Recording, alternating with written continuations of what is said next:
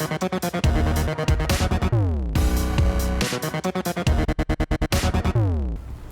up, LTBers? Travis here again with Lucky Tackle Box. This time of the year, as these fish are moving up into shallower water and stuff, it's really all about covering water thoroughly and finding these high percentage areas. So a bait like NetBait's baby Paca Craw with these little appendages and the ability to kind of really stand up straight when you pause it is fantastic for covering water. So this bait's really moving along and scurrying along. Those little arms are dancing, mimicking crawdads, sunfish, all kinds of things like that.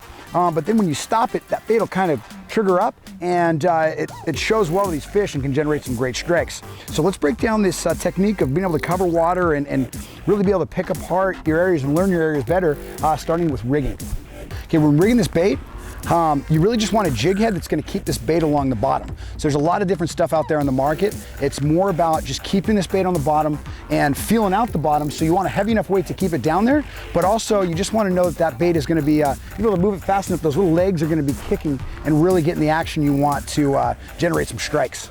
Ratio of the reel, not that important. I got Daiwa to Tula 6.3 to 1 here, but I spool up with 12 to 20 pound mono or fluorocarbon.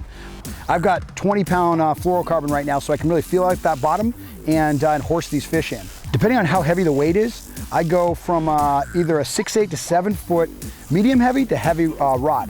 The half ounce weight, I'm gonna go with a little lighter rod, but with that 3/4 ounce weight like I'm using right now, I want a nice stouter rod to really be able to control that weight down there.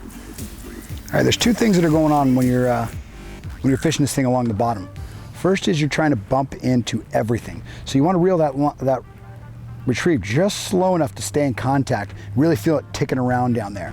As you hit something solid or come in any structure, you really want to slow it down, slowly pull that bait over. A lot of times what'll happen is that bait will load up on that snag or whatever structure it is, and when you pop it over, it kicks free, and that little Paca Craw, those little legs will do their little kick, and a bass will hammer it right there. Oh, wow. I don't know if I think I hit the engage button.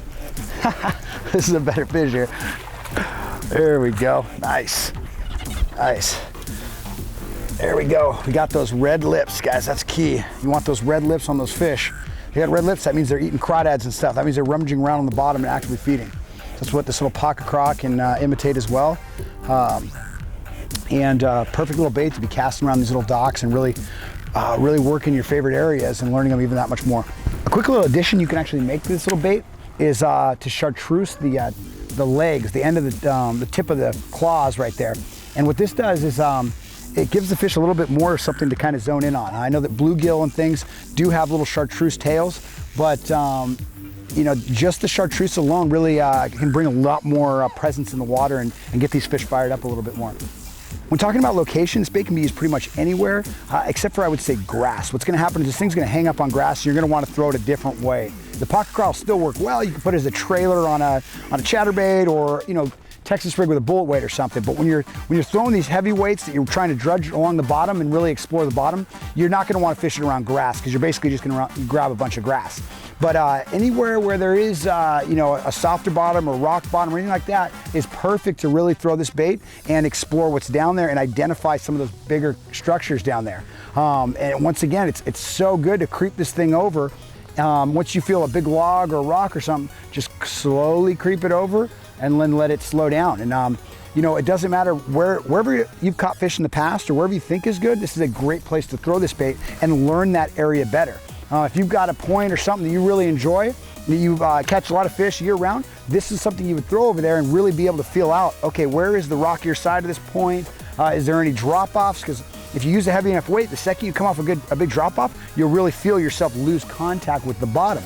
So a tool like this is perfect for really getting to know learn new areas, but getting to also learn those areas that you've already fished for a long time, actually get to know more of the little subtle nuances of those spots. Oh, there we go, Rob. Oh, there we go.